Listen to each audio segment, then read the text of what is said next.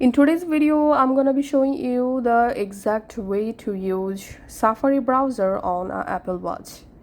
So first of all, you have to press the crown to go to your app library. In app library, you have to open the message app. In here, you have to go ahead and open a conversation, and in this conversation, you can just send Google link, google.com. You can send it from your Apple Watch or you can send it from your iPhone. Now, whenever you want to use Safari browser, just come to the chat or conversation and then just tap on the google.com link, and here your browser will open. Now you can tap on this search, and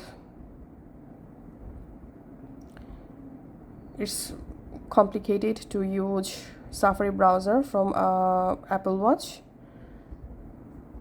So I'm tapping on the search icon, tapping on Google search, and now you can go ahead and search anything using your Apple Watch.